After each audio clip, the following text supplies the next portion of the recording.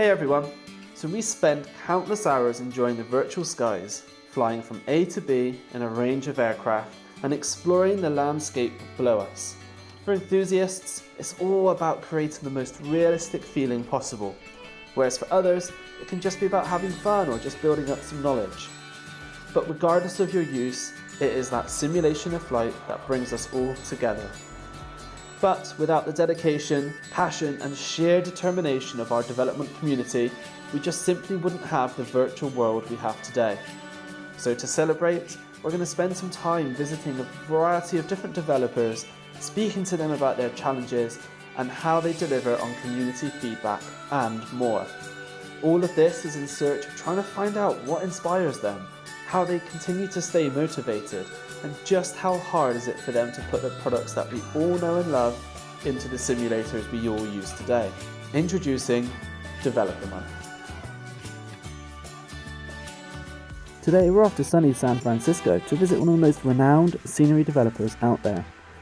With 6 scenery products already under his belt, he certainly has the experience and knowledge to talk about developing scenery products. His product line contains large hubs such as Washington and Denver, to the smaller hubs such as the newly released Wellington in New Zealand. Of course, I can only be talking about one developer, Flightbeam. CEO and founder of Flightbeam, Amir, invited me to his home office. I dig a little deeper into how one guy makes some of the most incredible airports we see in our simulators today. I also ask him how he began his career, what some of his favourite passions are, and much more.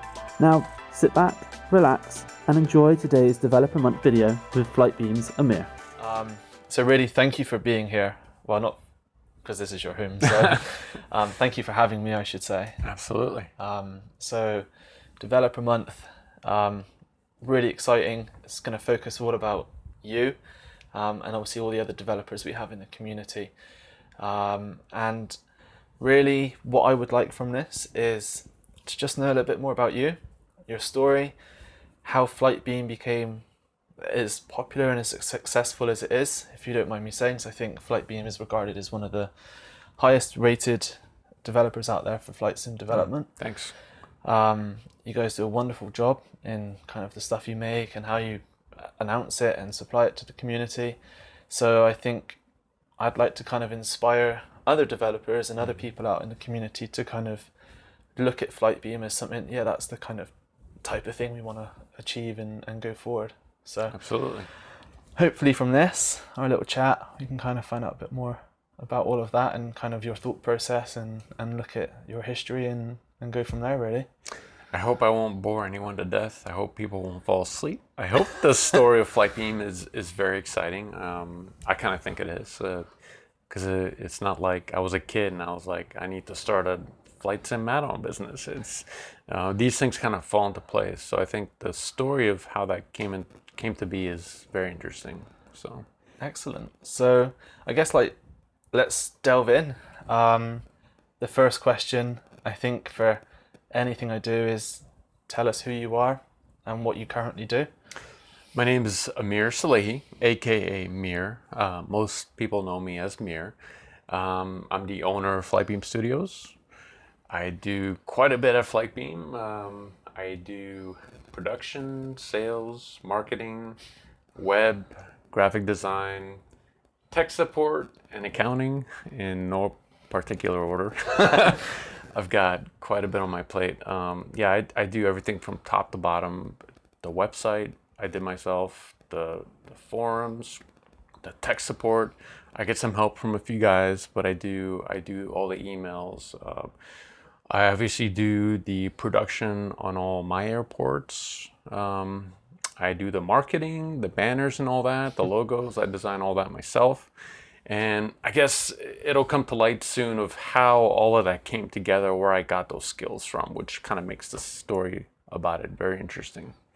Excellent. And how long have you been currently with Flightbeam, or how long has Flightbeam existed? It's been about 9 years now. I haven't been full-time for 9 years. I think the first year I was kind of doing it when I would come home from work. And then the rest of the 8 years, it's been a dream come true. I've been kind of pinching myself every day. It's been amazing being my own boss, running my own business for something I love doing. Excellent. Cool. So in those 9 years, you've developed how many airports? Oh my gosh, I had lost count.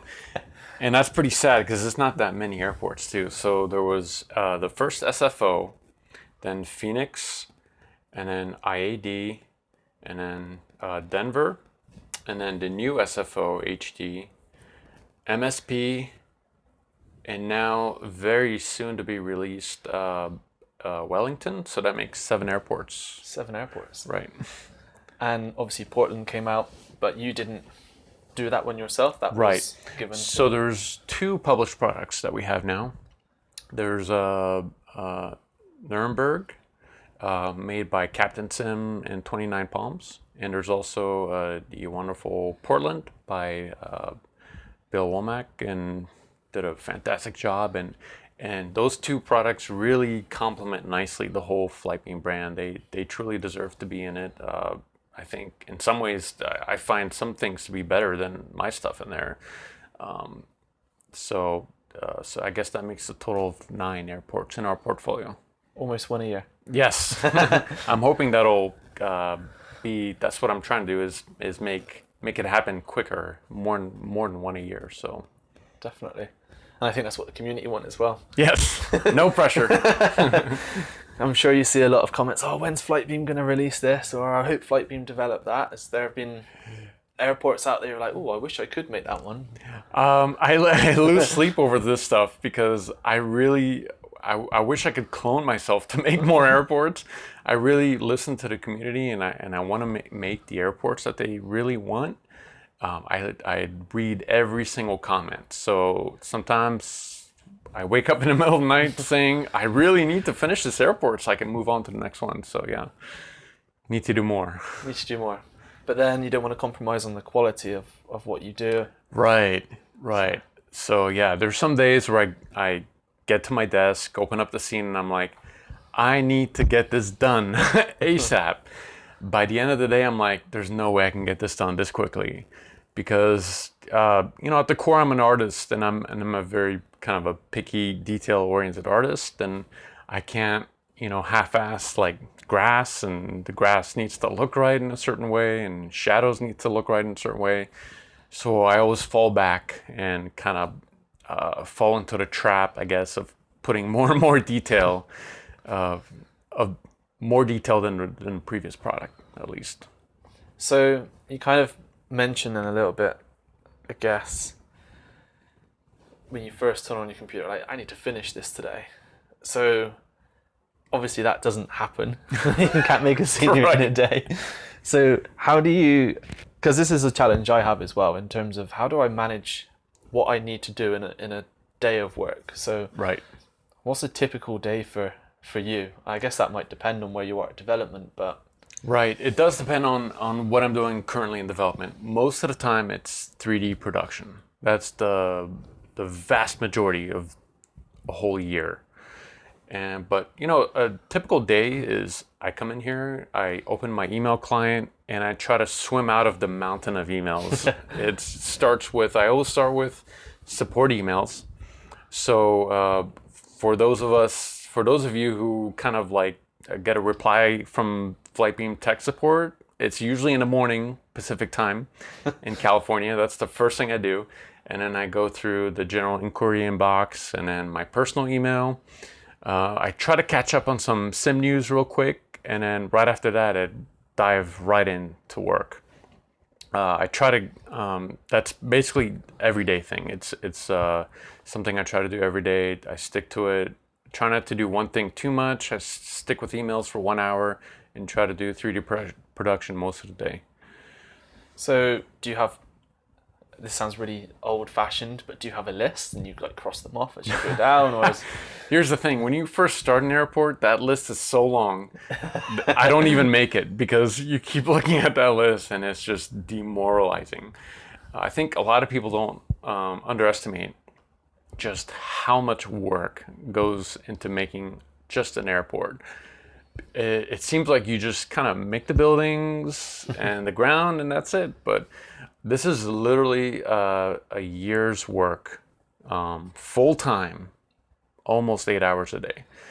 It's the list comes towards the end of production, something where I'm at now. I kind of hid the list on my screen right now, but as the list gets shorter in my mind, then I actually make that list, a physical kind of list of things left to do.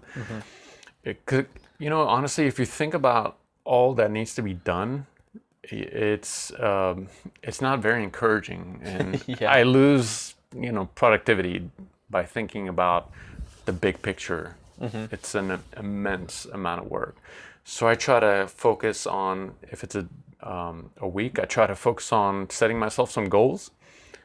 Try to get this terminal done and that done.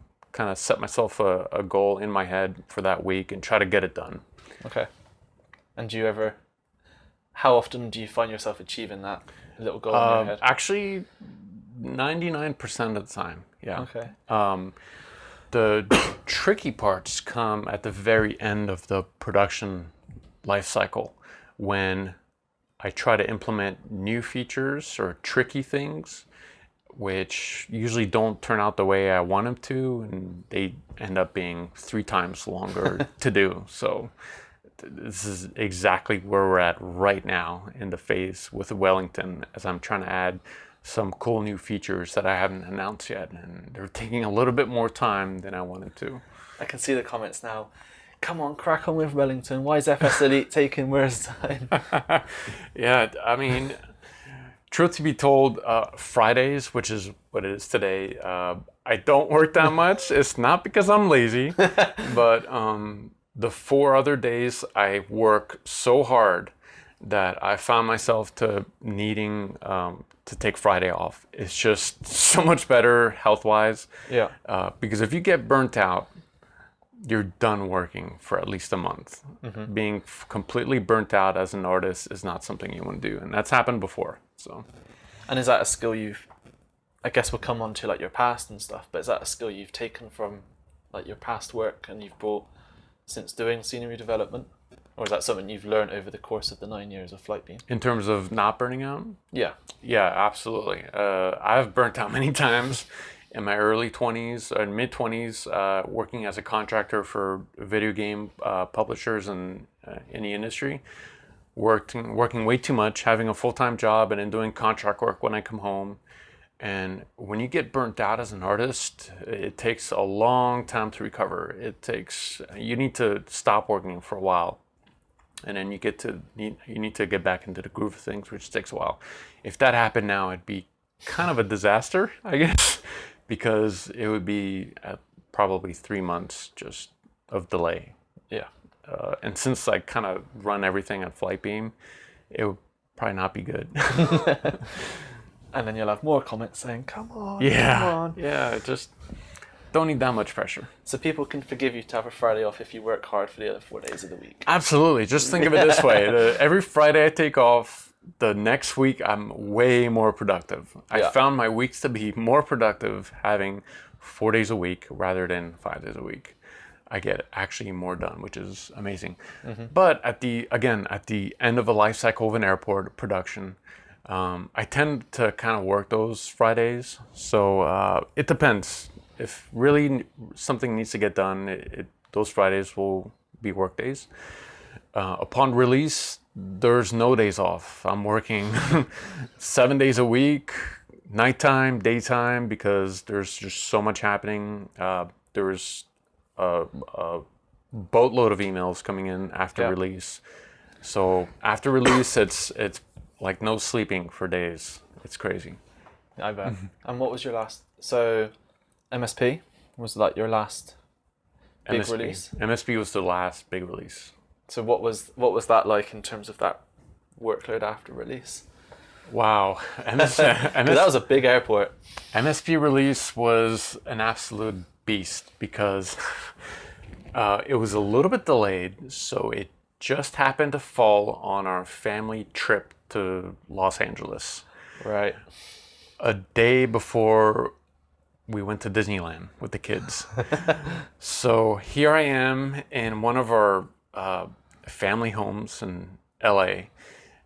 Their AC was broken in the middle of the summer. I hauled my computer, which weighs like 50 pounds out there. I'm working in their bedroom. I'm sweating just, I was reeking, just working nonstop. And I finally get this thing done. The next day at Disneyland, I felt horrible because here we are in Disneyland with my kids, and I'm just checking my phone all the time because, after release, it's just like, customers need help. Things happen. Bugs are discovered sometimes. A last minute request. You gotta give free copies to the press, like you guys. So it was an absolutely crazy release for me. When we came back from that trip, I was exhausted, and that was. It took me a while to recover from that, but I usually take a few weeks off after release and kind of get back into things. And yeah, so that was that. I can just imagine you in the queue for like Splash Mountain on your phone, replying to tech requests and stuff. That's exactly what was happening. And my wife was, she was getting annoyed, rightfully so, because, it was a family trip. But it was crazy. I had one of my kids on my shoulder, carrying him around. I was on my phone. It was frantic. I really hope I don't have to do that again.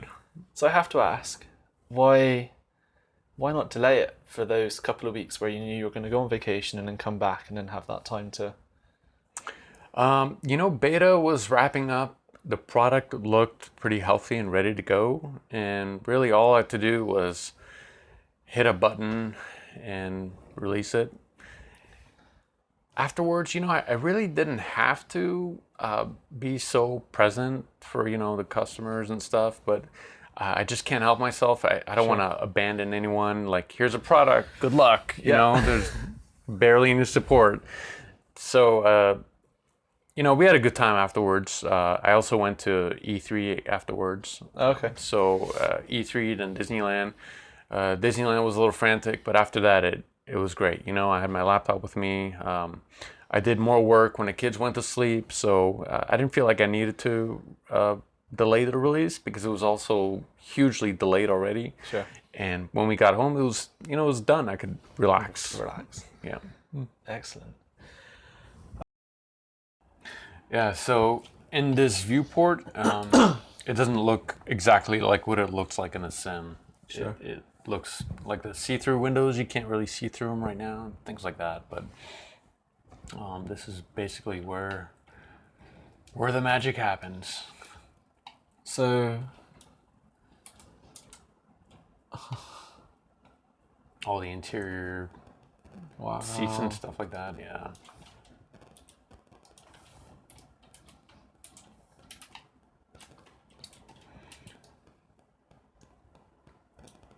So, things like that, I guess you've modelled and put in there. Right. Yeah, every little thing. Wow. Wow. If you look through the see-through windows, this is what you would see.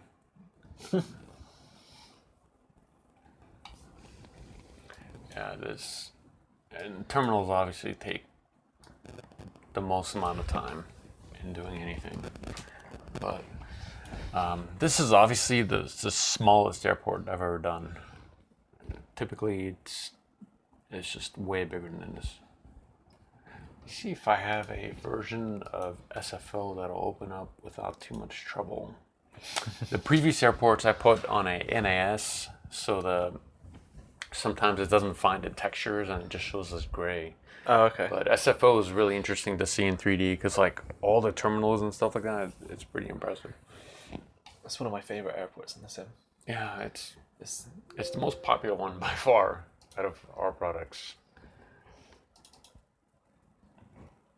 I was slightly disappointed I didn't fly into SFO. Yeah, you were in Oakland, right? Yeah. Which was a pretty interesting approach because you kind of flew parallel to the airport and then you flew out by like 6-7 miles and then did a massive turn back on yourself to kind of come in. But again, no window seat, so I didn't get to experience it. I'm not bitter about that at all. I was texting my girlfriend after I moved. I was like, I'm not sure how I feel because I wanted that seat, but then I feel like I've done a good deed. So right. Oh my god. Oh yeah, this works. Yeah, this Jeez whiz. You got the grass, the buildings. It's everything in here. Oh, man, God. And this is gonna have to change soon because they got rid of this old tower. This is all gone. They're making a whole new terminal here. Wow. And that's probably going to be a new, maybe I'll call it like an expansion, probably a paid upgrade because it's going to be just massive. Lots of changes. And then along with that will come, with improvements as well. Whoops, a little too quick. Jetways are in here too. So are those the sturdy ones? These are the static ones. Oh, okay. Yeah, this file in particular was sold to a third-party vendor for flight sim training, for training pilots. Right, okay. Which is another kind of thing we do. So sometimes we sell our airports to agencies and stuff like that. So it's another side of the business. But yeah, SFO just is way bigger than like Wellington. It's just huge. That's massive. So when you build something like this, do you start with that one little terminal and then add it to the grander picture, or do you kind of build within this framework and see it kind of slowly? That's a great question.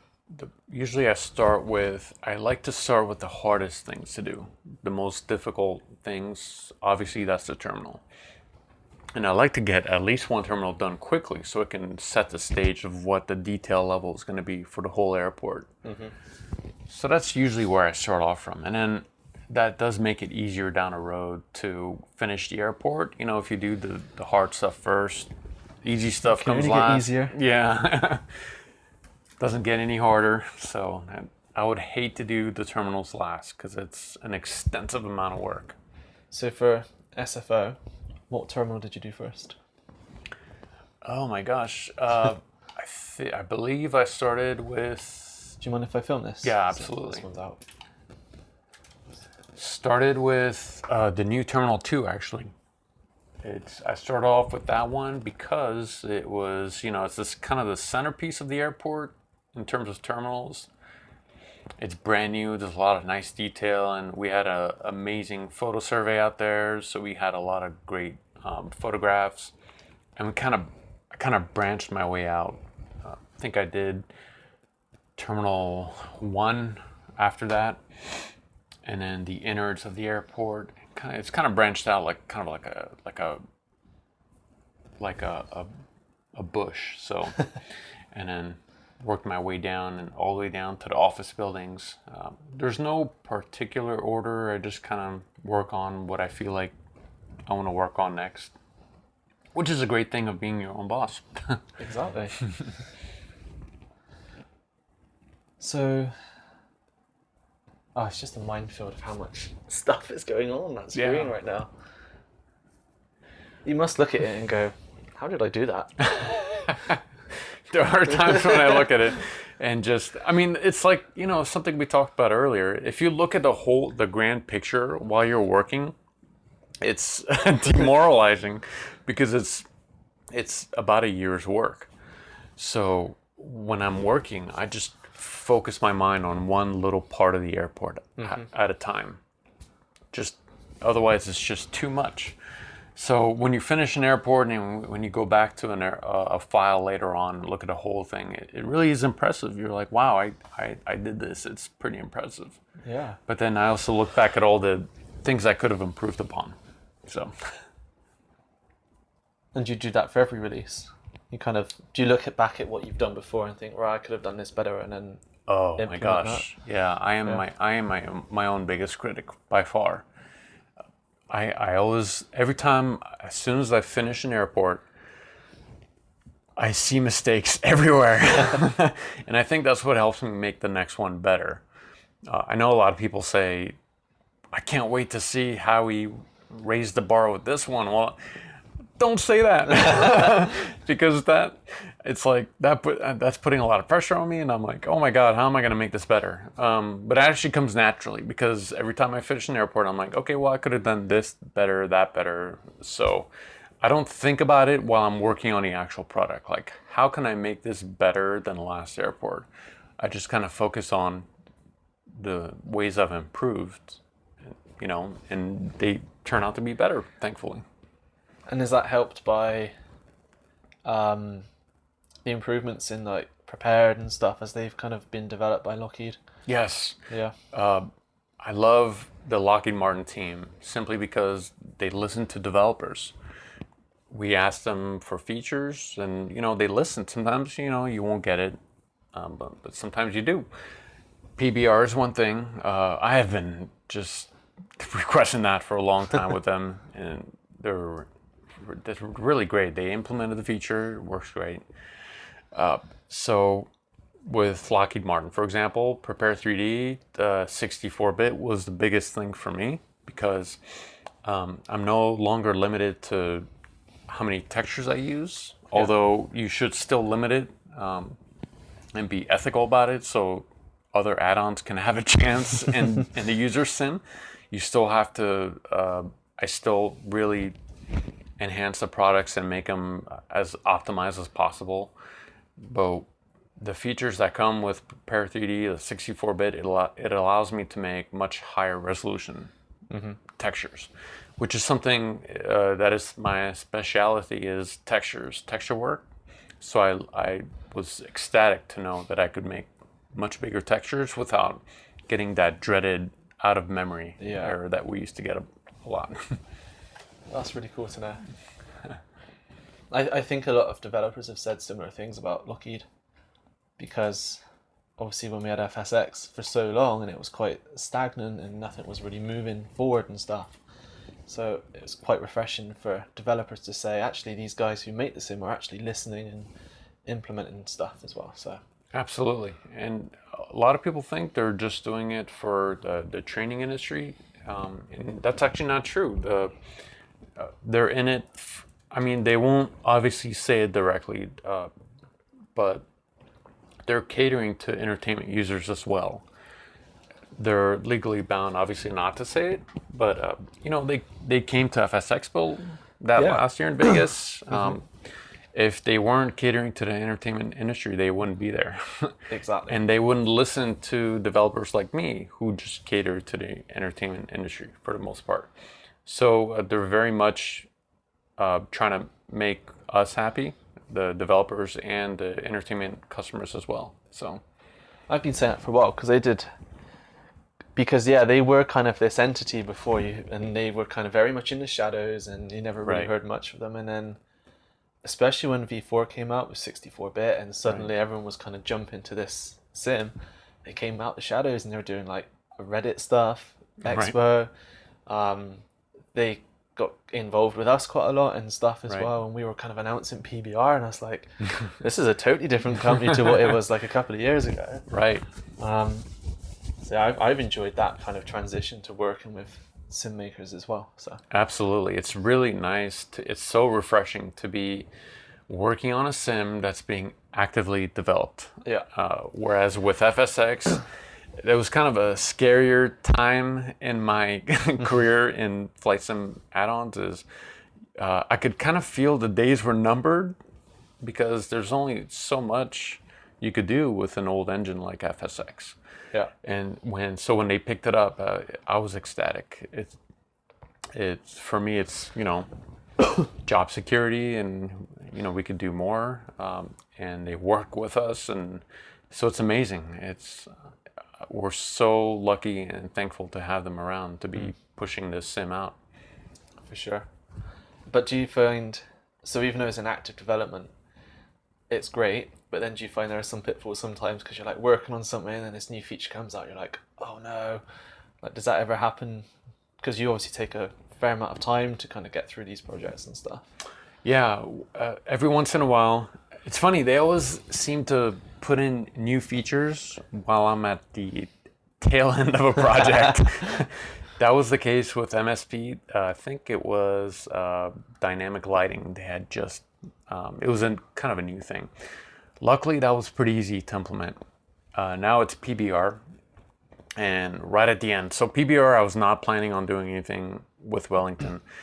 So now there obviously will be. There's a little development time cost to that, but it's nice to have them, come out with features like this every once in a while. There's still a whole lot they can do. I'm hoping they can continue listening to developer feedback, especially scenery development. There's a lot of work to do still to make it really, really successful. Awesome. I'm just blown away. I keep looking at this. I'm like, how have you done this? How does anyone do this? It's crazy when you get it closer to the screen. That's what I love about the 8K. It's like it doesn't pixelize. It just seems like it's. I wonder if this picks it up. Probably not.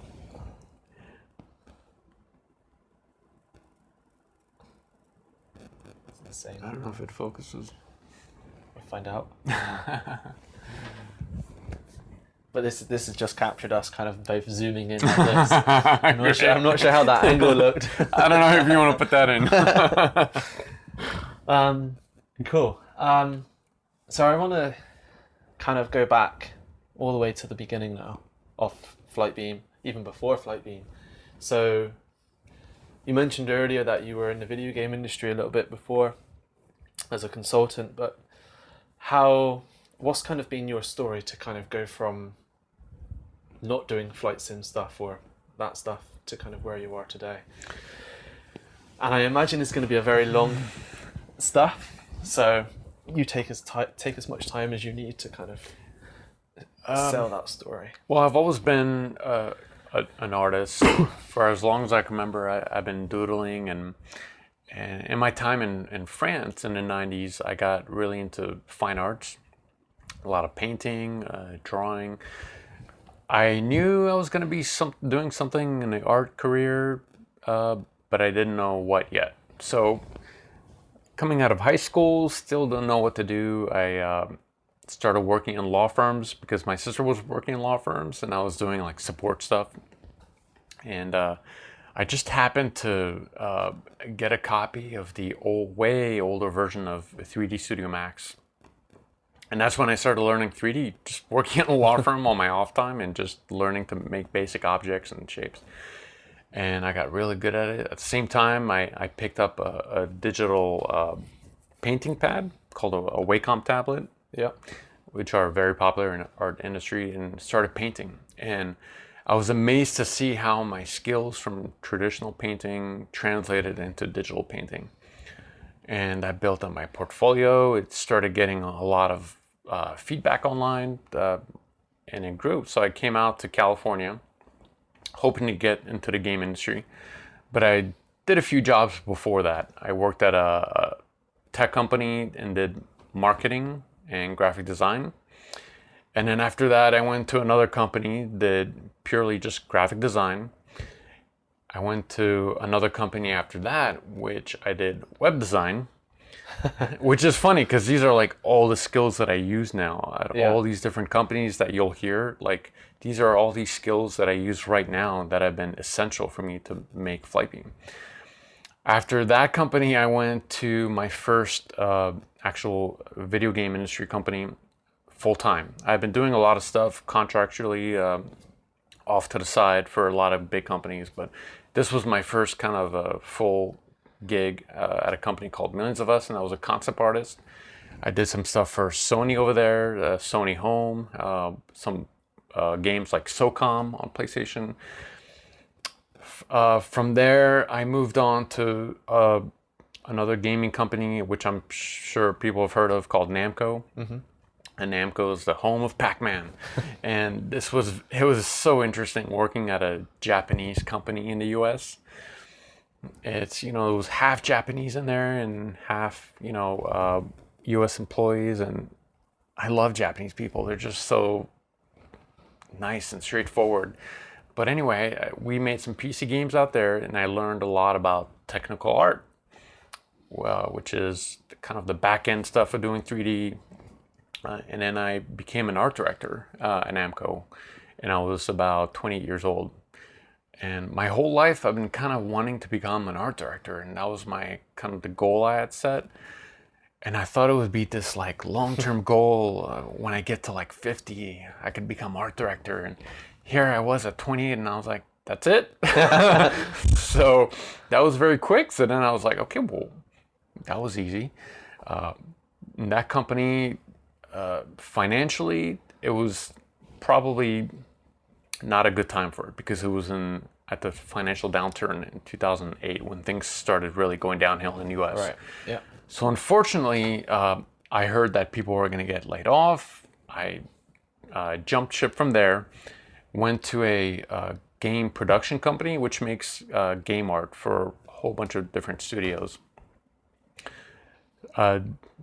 Was art director there and did a whole bunch of cool stuff, all kinds of video games, you name it, a whole bunch of PC games. Wasn't 100% happy there, but before I left Namco, that's where I got this idea of Flightbeam, because I would come home, I would eat my dinner real quick, I was still single, and just rush to the computer and start a flight, because I had a limited amount of time. I wanted to do a nice long flight, but I had to go to sleep for the next day. And I would just be flight simming all the time. And sometimes at Namco, I would remotely connect to my computer at home, and I would install like a new ENB series to make things look really cool. Or I would do make sure the flight was still going okay, connecting virtually. So that was pretty funny. So I was obsessed with flight sim all the time. That's all I was doing. So at Namco, when things were kind of going downhill, I started thinking, well, why don't I make an add-on? Because I really wanted SFO to be in FSX. Nobody had done it before. So I thought, okay, can't be that hard to learn. I have all these skills now. All I need to learn is the SDK. The SDK, by the way, for FSX at that time was an absolute mess. You couldn't do anything straightforward. If you wanted to make a window, you had to go through all these hacks. If you wanted to make layered ground polygons, you had to go through this convoluted mess just to get it in the sim. Wow. So it took me a while just to learn all that. And so I was still working on SFO, and this was just a personal project. I had no intention of just making this into a full business yet. I moved on to the other company, and I wasn't really happy there, so I started really kind of putting my attention at night on getting SFO done. Eventually, it was done.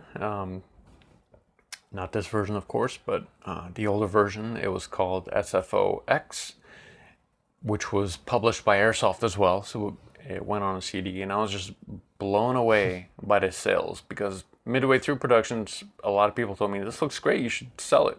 It became a pay project, a payware. So it sold, and I was like, wow, maybe I don't need to be working for these companies where I would constantly need to look for a new job after each game project.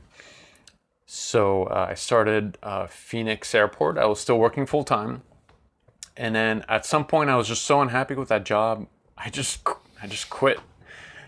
My wife wasn't too happy at the time about that.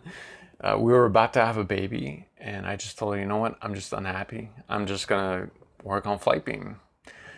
It took quite a bit of convincing, years, that this was the right thing for her. For me, I knew, you feel when something's right. You feel this could be something big. And I was midway through Phoenix Airport when I went full-time with this thing. And I worked just my butt off on that Phoenix project, made it as best as I could for the time. And my daughter was born halfway through the project, which was interesting. So finishing that project, there was lack of sleep, just all kinds of crazy stuff, stress. We didn't have medical insurance, and it was nuts. And then released Phoenix, and the response to that was even more than SFO. So I knew that I had something special going on. Mm-hmm. I still didn't understand why, because there was all these other developers, and at that time, Flight Tampa was for me, a great like source of inspiration. They were doing awesome stuff, and I would look at their, their airports, and it would bring me inspiration. So that's really what started Flightbeam, and how it became a snowball effect after that, and here we are now. It blows me away that for your second release ever, the quality you produced in Phoenix. Because I remember, because I flew to that airport not very long before you released it, and I was so excited for when like Phoenix was going to come, and I could finally do that 747 from Heathrow all the way over to Phoenix. And when it was out, it's like, wow, this is incredible. And hearing now it was your second, because I wasn't really in tune with like Flightbeam or any kind of flight sim stuff back then. That's incredible. Phoenix was definitely a big step ahead. Service to of SFO. John Wayne International SFO Airport. was kind of like this And it's going to pet be project, a little after over work. an hour-long flight. But Phoenix really had that feel of, okay, from the beginning, like this is a payware project. People are going to be paying for this, so it needs to be, worth their money. Yeah. So I put a lot more, effort into it, and it's still part of our portfolio and something you can buy, which is not the case with the old SFO. Obviously, that was an old kind of a pet project, like I said. So I'm glad it kind of resonated with customers.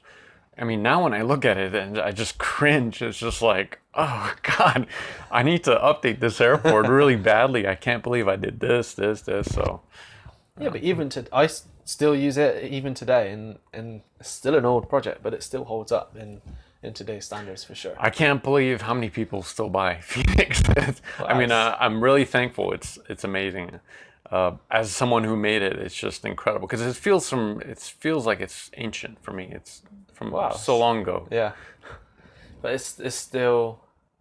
Correct me if I'm wrong, but I don't think any other developers tackled that airport yet. So right, that's not to say that's the only reason they're buying a Flightbeam product, but I think it's helped keep it that length, that life. Right. Well. And Phoenix was chosen directly based on customer feedback.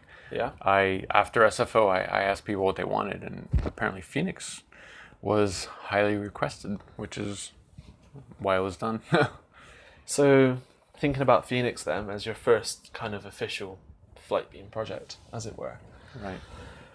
What was the development process? Did you fly out to Phoenix? Did you look online? Like, what kind of cycle did that take, or was it kind of still so fresh and new for you? You were just kind of in the deep end. Yeah, it was definitely fresh and new for me. I didn't know where to start, how to plan a project yet. So when I started the project, I was still working full-time somewhere else. So I really didn't have that time and schedule to kind of plan it out. There was no survey. I didn't fly out there. It was literally just, let's do this, So it was kind of scary doing that. And I ran into, a lot of issues where I'm trying to do this side of this building and I have no idea what it looks like. So luckily, just like with every other project, I've had people that actually work at the airport come in contact with me. So they help me out. That's wonderful. Wow. So a lot of community involvement helped shape this project. Every single project, every single one, I have people that reach out to me and help me. And that goes along even for the first airport, SFO. Someone helped me out there who works at the airport, and we're still friends today. We hang out every once in a while, and that was just immensely helpful. People are amazing. Yeah, I think that's one of the stronger points of this community. If you need help and you put it out there, someone will find a way to help you. Absolutely, Awesome. and the great thing is they want nothing back. The only thing they want is the free airport, a free copy of the airport, which is, I can definitely do that. That's for sure. Well, that's awesome. Right, what else is on my list? I think your story of how you got here is really cool. Oh, great. But again, because I'm into video games and stuff, to actually speak to someone who's worked in that industry, that's cool. It's just like mind-blowing for me. Yeah, and if you need stuff to show for the video, these are all the stuff that I've been published in, so you can show some of the paintings I've done and stuff like that. So it's juicy content. I'll film some of that for sure. Yeah. Dun, dun, dun, dun. Is there anything on that list that we haven't talked about that you would like to? So I think we've already got over an hour's worth of footage. Yeah.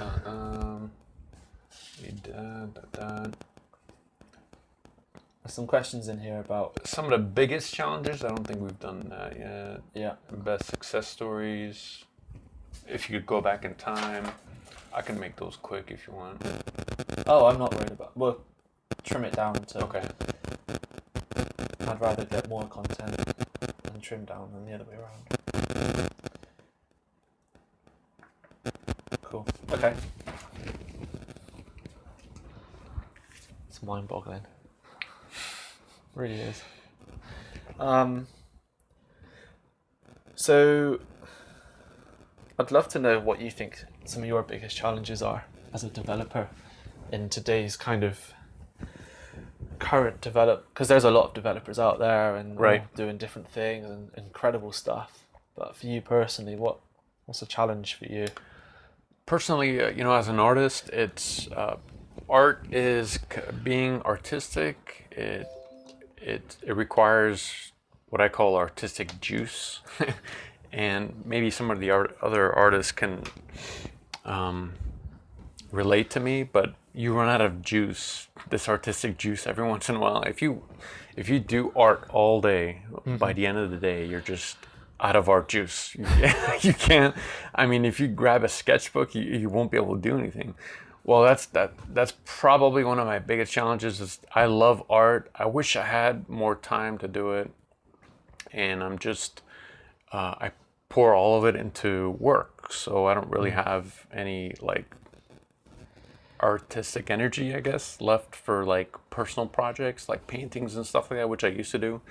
And really, the other biggest challenge is, working at home and not having a boss breathing over your neck. It's hard. Sometimes it's hard to find motivation. Like I said, it's a huge project. So if you don't have very stringent values and how your workday is, a schedule and goals, it can be seriously challenging. And those can happen to anyone. Sometimes I'll take a whole week off and just, go out, get some sun, enjoy myself, come back the next week and be productive. Yeah. So, working at home, I know a lot of people think it's like, wow, it's amazing, work at home, but it's actually extremely challenging. And another aspect is like getting older and staying at a desk. So that's one thing. I mean, I have a stand-up desk at home, but I wish sometimes that I didn't have a desk job, because no matter what you do, you're going to be at this desk like for an amount of period of time. So that's challenging. As you get older, I feel like I'm turning into like a tree, because if I sit here for more than, say, like an hour or two without moving at all, I feel like literally like I'm turning into like branches. My body stiffens up. That's becoming a challenge. I kind of think to myself, how am I going to do this in like, I don't know, 15 years? So hopefully by then I'll have some new ideas. Definitely. So because I do a lot of work at home, I imagine a lot of our other developers in the community do work at home as well. How do you distinguish what's work and what's home? It's a weird thing. In my office, I dedicate a whole section of my office just to work. I mean, I have this amazing computer, an amazing screen, but I never play like games on it or watch a movie on it. I don't mix them. Just because it's supposed to be kind of a pure workspace. If I want to play a game or watch a movie, I go off into a different part of the house or a different part of the office. So I completely try to separate work and home. I in my mind I have just a boundary here. So when I'm in this space, it's purely just work. And has that helped? Is that something you've developed over the years, or is that something you've had from like day one? Yeah, this is just from learning the hard way, basically. I mean, earlier days of Flightbeam, it's just one computer. That was my personal computer and my work computer. So I would play games on there, but then during work hours, I wasn't very productive. There's a lot of games on there you can play. Yeah. And then at nighttime, when I wanted to relax, I felt, I don't know, a little bit dirty, I guess, for being at that workstation to trying to play some games. I felt like I was still at work. so I didn't feel relaxed sitting there. So it took a while for me to just I just needed to have a separate workspace, just purely dedicated to work. So I have a lot of computers at home. All scattered around the Yeah. house for different reasons. Yeah. Very cool. Cool. So I find it very interesting. You've managed to have that. What's the word I'm looking for? I want to say composure, but it's not. But that. Discipline. Yeah. It's quite. Because that can be quite a challenge, I think, for many people to have that discipline. So what kind of drives you to kind of always think about, right, I need to focus on this project? What's the motivation for you, really? If I don't, I'll have an angry wife. And mainly, as a family man now, I kind of see the future in my kids, and I want my kids to be, successful and happy. That's probably my number one motivation. Second is, I know if I don't hurry up and work on these projects, I'll get customer emails. Where's this project? So I gotta keep them happy, and I really do want to improve myself as well. I always want my current airport to be better than the last one with the new things I've learned. So doing art is something I love doing. It's my passion. So I love coming here and doing art, making a building look really cool, adding some details. So those are really my biggest motivations. Awesome. I think they're pretty strong motivations for a lot of people, right? Yeah. Good. So thinking about like that motivation and thinking about what you've learned over the years in terms of like discipline, if you could go back in time to when you first began Flightbeam, what advice would you give yourself? Oh boy, yes. Okay, stop thinking about girls so much. That was just, it's getting sidetracked a lot, right? Yeah. And then just, get off your ass and work. Do your portfolio. In your 20s, it's really hard you don't know what you're doing yet. I found myself lost all the time. I didn't know what I was going to do. If I could go back in time, I would just clearly tell myself, do your passion. You're really good at art. Do what you're really good at. So focus all your strength into that. And so that would probably be my best advice. Good advice.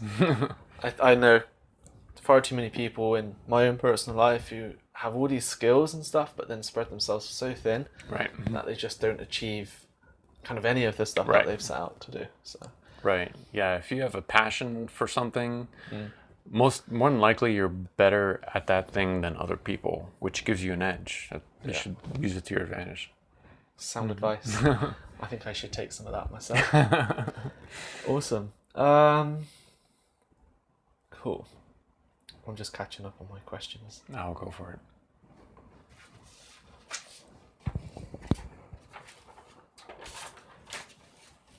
Okay. So we've talked a little about kind of yourself and how you've got here. Obviously you're developing Wellington at the moment, and like you said earlier, that's starting to come towards that completion. Right. You've got other people working on some other projects, so you've got Jetstream Designs working on Toulouse, which I thought was an awesome announcement, because that is such a cool airport, especially being in Europe and the home of Airbus. Right. So I can finally start doing some delivery flights. Very cool. Pretty cool. How do you as a developer kind of think, I want to work on that airport next or that project? So how does that, for you, what is your thought process behind where to head next? I typically, most of the time, each product is chosen by a customer. Believe it or not, I look at every suggestion that comes in my inbox, every single one. In fact, Auckland was chosen based on a customer email where I can't remember what airport I was working at the time. I believe it was MSP, and I got an email, he's a good friend now, and he emailed me about Auckland, like, why don't you do Auckland? It's this and that. And you know what? It hadn't struck me before, like, what about Auckland? So I looked at Auckland, the geographics, who's done it, who's not done it, if it's been done before. And that's how Auckland, the announcement came to be. Obviously, it was delayed now because of some construction happening there, but that project is soon to begin. So every project kind of starts with customer feedback. I rarely kind of choose an airport just by myself. Wellington is probably a rare case of that. I needed something kind of quick to wait for the construction at Auckland to get to a certain point. Turns out that it was not a quick, simple project. Here we are a year later. It got stuck in that artist trap of putting in detail. So if I would say to the customers, if you really want an airport, you need to email your developers and tell them what you want. You're about to get like 100 emails for that specific airport now. That it's all right. I opened up a thread on our forum specifically made just for that. Just speak your mind. What airports do you want? Because it really helps, me to find out, what's in demand. What do people want? And Portland was a great one for that. Yeah. A lot of people are requesting it, and sales are not great for Portland. So it really helps us, obviously, this is a business. I want to, stay afloat. I don't want to pick an airport that nobody wants. So it's really great to listen to feedback and kind of pick from there. Has there been, I'm sure you've had all sorts of suggestions, but if there have been airports that you'd love to do, but for one reason or another, you're not able to at the moment? Yeah. Obviously the developers out there, I have contact with a lot of them. I'm friends with some of them. I try not to step on those people's toes, obviously. Sure.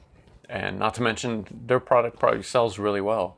So there's definitely some airports out there that I would love to do, but I just can't.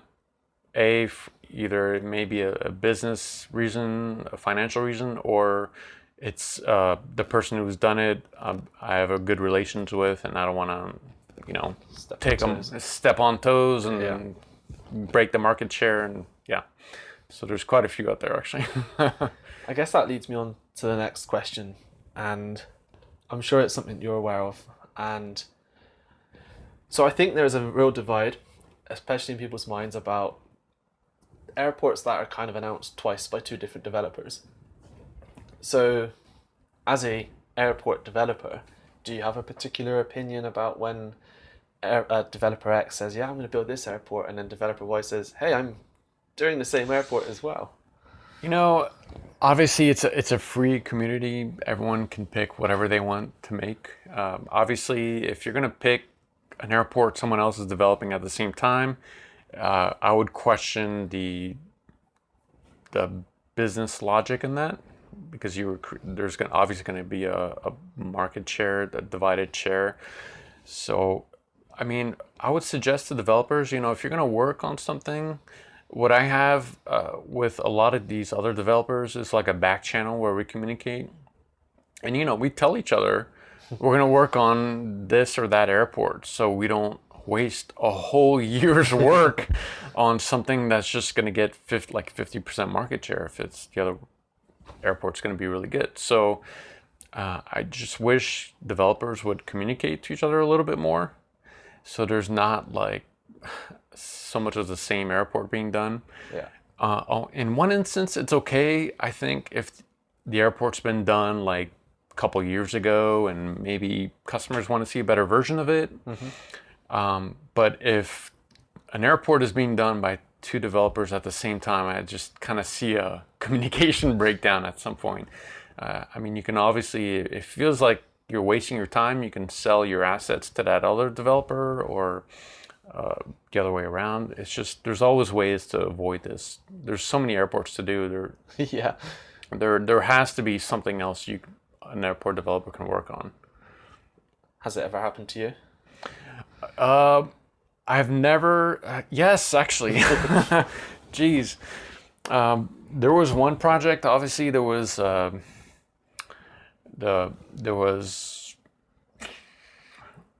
Frankfurt Airport, in Germany, and I know Aerosoft was developing it at the time. And the reason we had, or I had announced it at the time, is because customers were coming to me and saying, "You need to make this airport," because Aerosoft wasn't either working on it or they thought they abandoned it.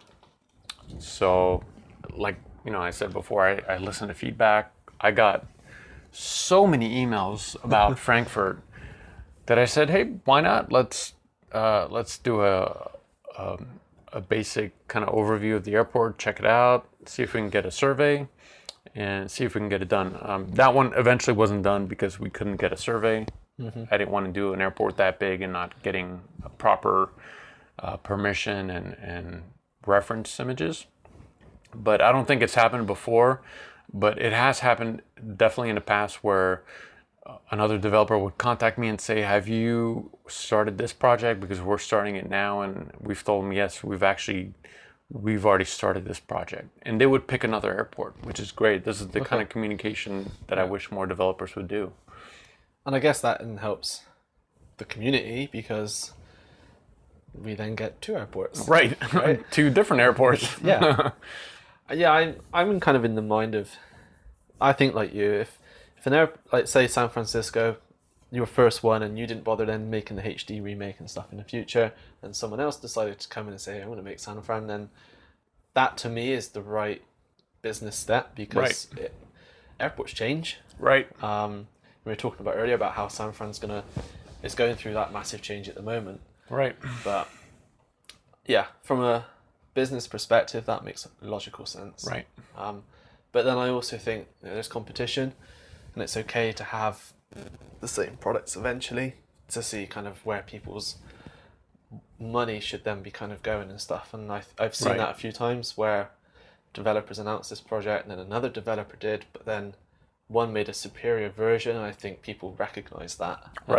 And voted with their wallets and stuff. Right. And unfortunately, that's going to happen more as airports become less available. Obviously, it's being spread out. More airports are being done. The big airports are definitely in contests, so you're going to see that happen more.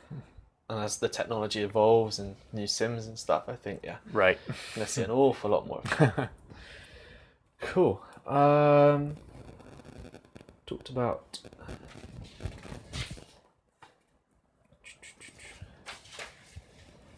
So something I want to ask you. So over the course of your 9 years at Flightbeam, and you've made, like you said earlier, every airport you make, you want to just improve. How do you as a developer cope with the pressure of being renowned for developing high quality stuff every time? It's a lot of pressure because I know people are now expecting, obviously, that the next product is going to be better. So, like I said, I hope people don't say that because it's like, I'm going to lose sleep over it.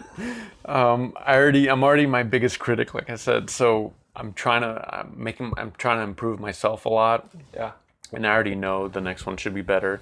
And as an artist, I have to do that as well because you look back on your previous work and you always want to improve it.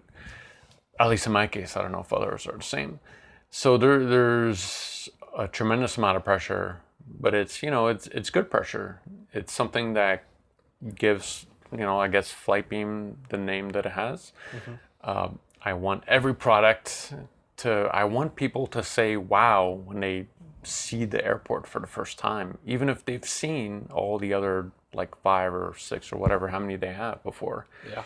It's something that I just really enjoy seeing. And, being at the expo last year at Vegas, it was just, I had a great time talking to customers because every one of them would tell me the same thing, how they enjoyed seeing the transition, every product becoming better and better and better. Yeah. At the same time, I'm like, oh God, what's the next one going to be? So, yeah.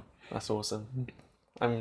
I love expo and stuff and any opportunity to interact with the community. I'm sure that's the same for you as a developer as well, right? Absolutely. So going to an expo, we're not making any money. We're not going there to make sales.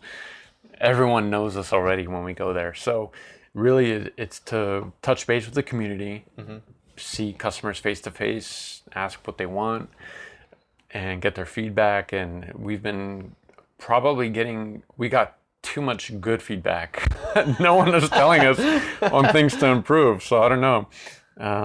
Luckily, Lockheed Martin guys stopped by. We told them some stuff to improve in their sim, and they listened to us, which is great. But if you see us next time at an expo, please tell us how I can improve. Make our stuff better. Definitely. I think people. Yeah, I think it's cool. I love Expo and any event that we go to. So. Yeah, and a great thing is you can talk to other developers. Yeah, exactly. A bunch of I was talking with a lot of the Orbex guys. A lot of them are good friends.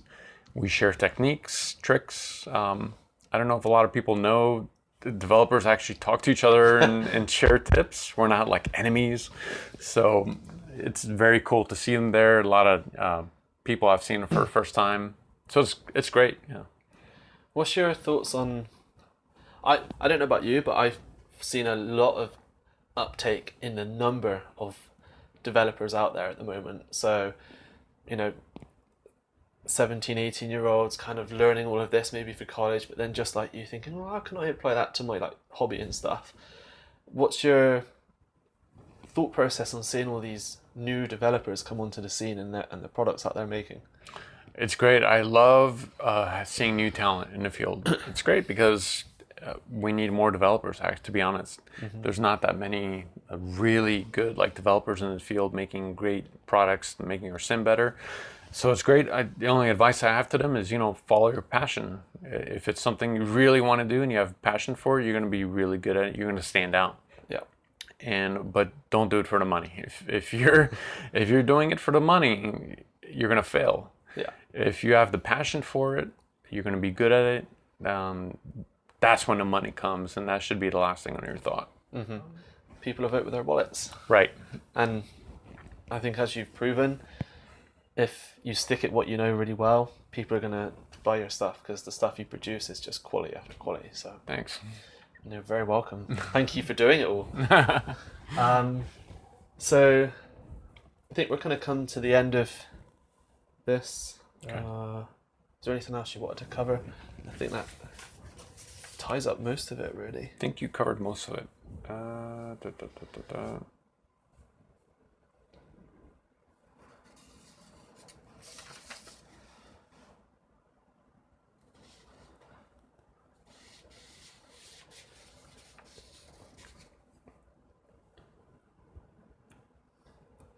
There's been a lot of new developers lately.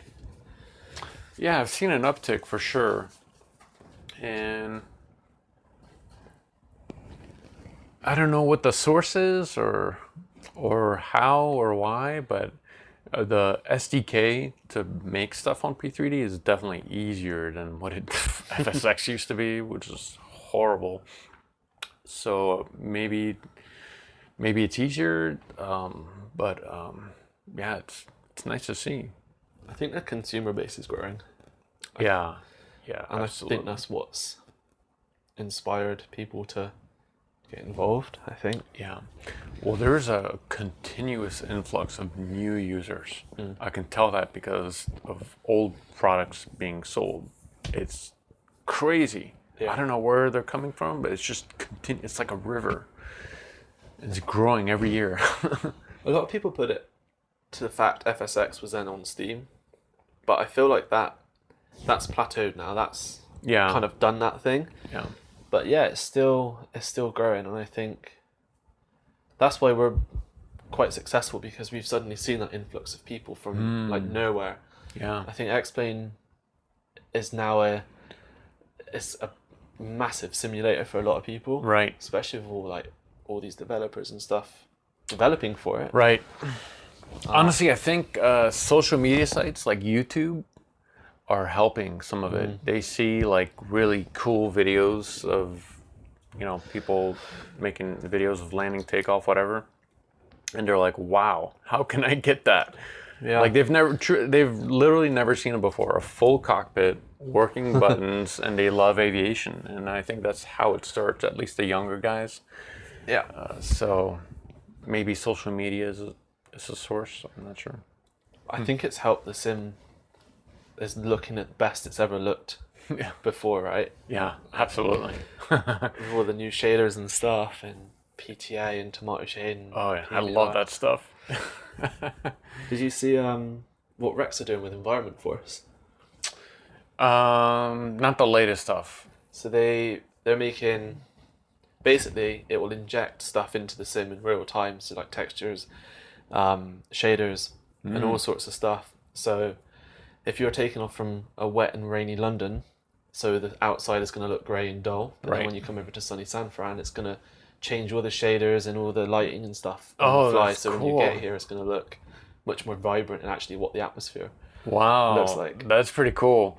I've been having a hard time finding like the perfect shader. I keep reverting to. I haven't shown you New Zealand in a sim yet. Just sad. Let's see.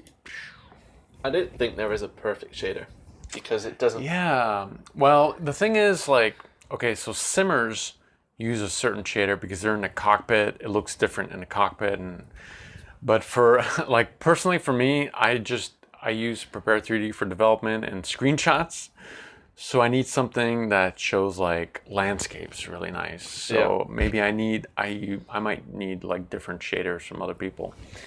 But I keep reverting back to this one mod, PTA mod that I made a long time ago, like a couple years back, and I still use it now because it just works perfectly, I guess. Yeah. Reshade is tougher. It's hard to find like a good kind of profile for that one. I've dropped all of that. It's too much hassle. Yeah, it kind of is a hassle. Yeah. So right now I have I quite like a bright looking sim because I think by default it's too dark. Yeah, for sure. But then at night everything's quite bright. So this is what Environment Force will do: is when it's night, your shaders will get darker on the fly without you even having to touch anything, Oh, wow. and you're gonna get actual nighttime. That is pretty cool. Let me get my controller real quick so I can Yeah. slew around questions. I'm here thanks to them. And definitely a big thanks to guys like you. You guys are incredible at just gathering all this news and just sorting out the junk and just giving the community exactly what they want to read and see. Just the latest updates, what they want to, the latest screenshots and everything. And it helps us to reach out to more customers. And so big thanks to you guys as well. And I'm glad we all share the same passion. It really helps, I think, the whole industry together Definitely. to reach where we are now, where it's almost photorealistic stuff. Yeah. It's just crazy, and it's just growing it all the time as well. So. Absolutely. Cool. Well, thank you very much. Thank you. It's been a pleasure. And I'll leave you to enjoy the rest of your man cave. Thank you. I can't enjoy it too much at the moment, but as soon as I release this product for everyone, I will be enjoying this man cave quite a bit, with maybe a beer or two. Don't blame you.